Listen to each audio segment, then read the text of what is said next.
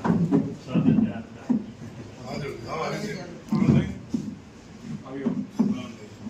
देखना जी भाई साहब को और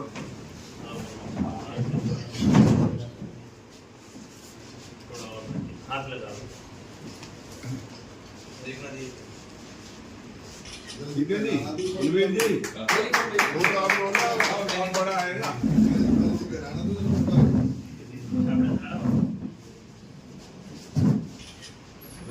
दो शब्द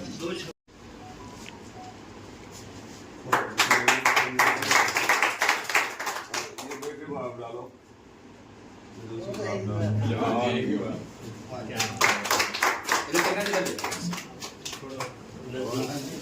थोड़ा हमारे साथ जरा सा ना ना हाँ वो भी आ गया आओ डॉक्टर ये हमारे सारे पार्षद साथी हैं डॉक्टर जी और भी और दिल्ली विद्युत संजय जी एक पार्षद है केशव बजाज जी विजय आहूजा जी एक पार्षद है मोहित बजाज जी सबके खलीफा हैं किशन छाबड़ा और श्री कृष्ण छाबड़ा जी आओ जी छाबड़ा जी आ जाओ हो गया जी मोहन सिंह जी आप भी आ गए आ जाओ मोहन सिंह जी हो गया जी हाँ छाबड़ा जी दिख तो रही नहीं आप कोई बात नहीं आ जाओ देखना जी देखना जी हाँ बुलाओ जी आओ आओ जी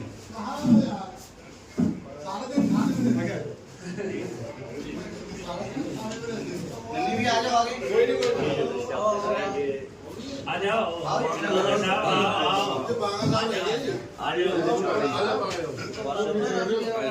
राजू जी हाँ बाबा साहब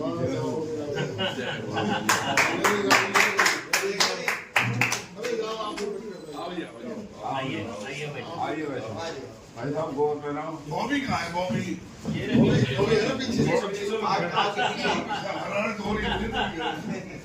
वो सरदार साहब को बुला लो ना समोसा दे दीजिए समोसा मंगा लिया खाने बैठ गए अच्छा बस ठीक है तो जी ठीक है बुला लो ना हाँ सही बात है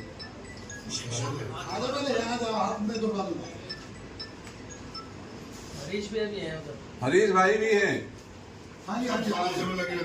वो पहले से रख करके और जन सेवा में लगे रहते हैं तो कहीं ना कहीं हमसे कोई भूल हुई होगी जो हम इनकी उम्मीदों पर खरे नहीं उतरे और ये एक अच्छा तजर्बा होता है।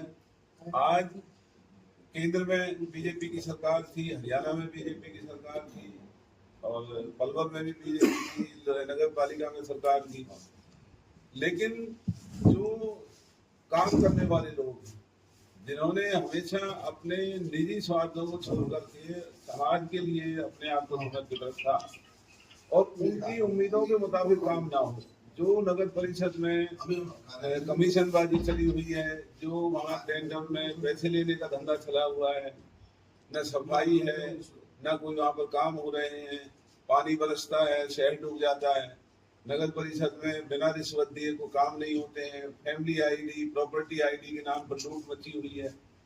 तो भाई संजय जी ने और बेटी विजयसी ने और सभी जो हमारे आपने देखा है कि ये समाज के सब स्तंभ लोग हैं जिनका काम समाज सेवा में हमेशा रहता है।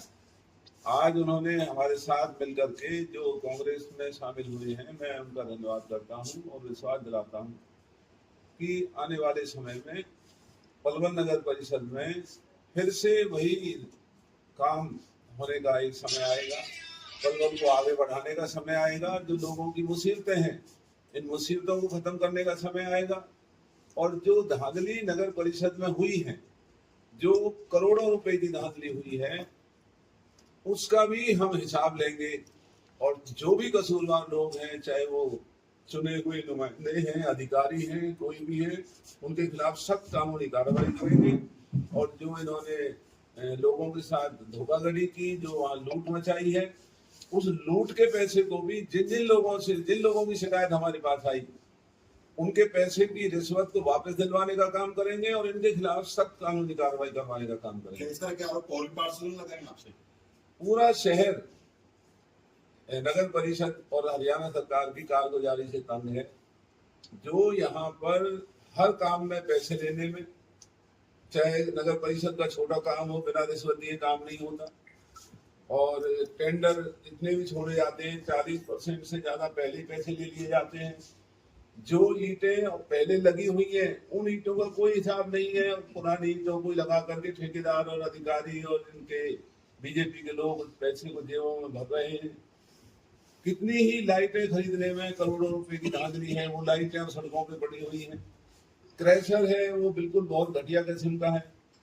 तो ये बहुत बड़ी हानि पलवल इलाके की हो रही है और इसीलिए जलभराव पलवल में अब दिखाई देता है।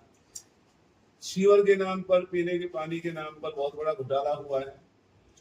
तो मैं भाई संजय जी का, बेटी विदुषी और जितने भी हमारे आज मौजूद साहिबान जिन पर ये इलाका गर्व करता है, आज आप भी देख रहे होंगे, हमारे जैसे भाई हैं या दूसरे जो समाज सेवी हैं, जो लोगों के दुख और दर्द में हमेशा खड़े नजर आते हैं, आज वो हमारे साथ आए हैं। तो हमें भी बल मिलेगा और हम मिलकर के पूरा नगर परिषद का जो काम है वो बहुत अच्छे तरीके से करेंगे। नगर को आगे बढ़ाने का काम करेंगे, सुविधाओं को मुहैया कराने का काम करेंगे, भ्रष्टाचार के खिलाफ बहुत सख्त कार्रवाई करेंगे, चाहे वो कोई भी व्यक्ति उसमें शामिल। यानी कांग्रेस सरकार आती है तो इनका हिसाब किताब होगा जो भ्रष्टाचार? जी निश्चित तौर पर। नंबर 1, हम लोगों से एफिडेविट पर पैसे शिकायत मांगेंगे कि जिन्होंने रिश्वत दी है वो हमारे सामने आए, वो रिश्वत उल्टी दी जाएगी और उन अधिकारियों के खिलाफ और रिश्वत लेने वालों के खिलाफ सख्त कार्रवाई की जाएगी।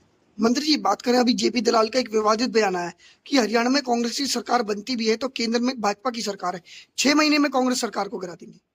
ये मंत्री का बौखलाहट है। देश संविधान से चलता है, हम जानते हैं ये सरकार संविधान के खिलाफ लगी हुई है, लेकिन बाबा साहब का बनाया हुआ संविधान इतना कमजोर नहीं है जो कोई भी केंद्र सरकार ऐसे बहुमत की सरकार को तोड़ सकती हो। और ये साबित करती है कि अब बीजेपी मान चुकी है कि हरियाणा में कांग्रेस का बहुत बड़ा बहुमत आ रहा है।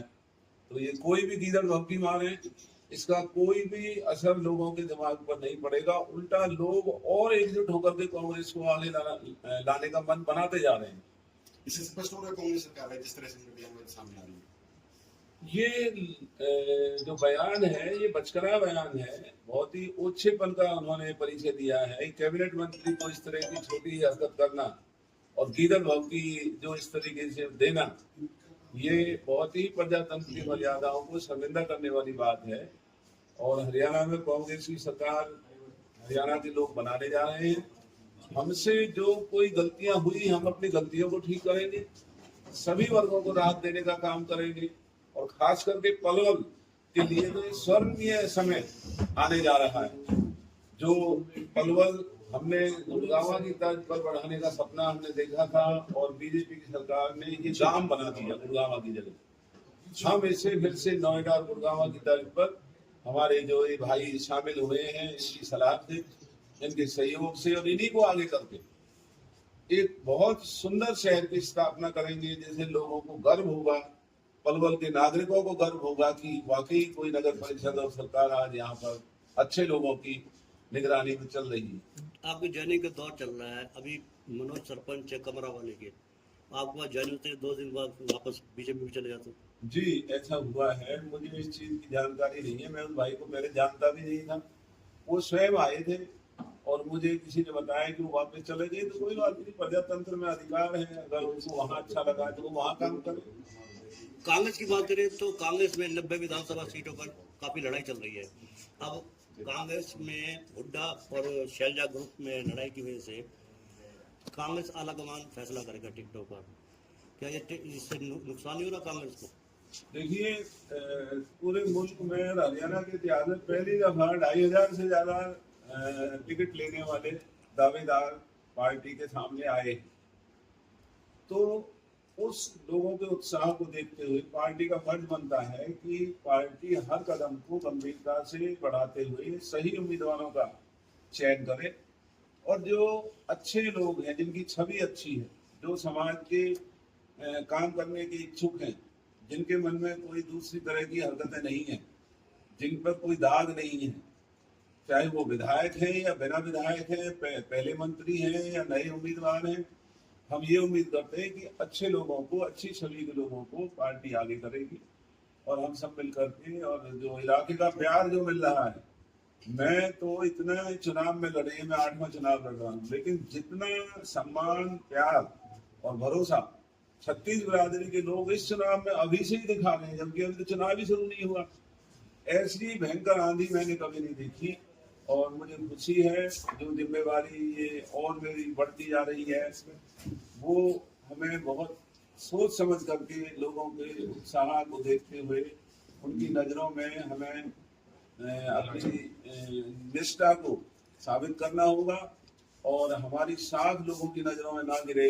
लोगों का दिया हुआ जो हमारे ऊपर बोझ है उसमें कोई किसी तरह की बदनामी ना हो। बहुत सोच समझ करके हम आने वाले वक्त में इस इलाके का जो काम है हम करेंगे।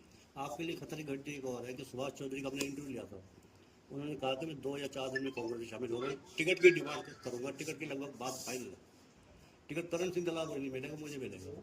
कोई बात नहीं, अगर सुभाष चौधरी को टिकट मिलेगा तो मुझे कोई इतराज नहीं। तो ये तो उन्होंने ही देखना है कि उनको टिकट कहाँ से मिलेगा, अगर मिलेगा तो बड़ी अच्छी बात। कांग्रेस में आते हैं स्वागत करेंगे आप?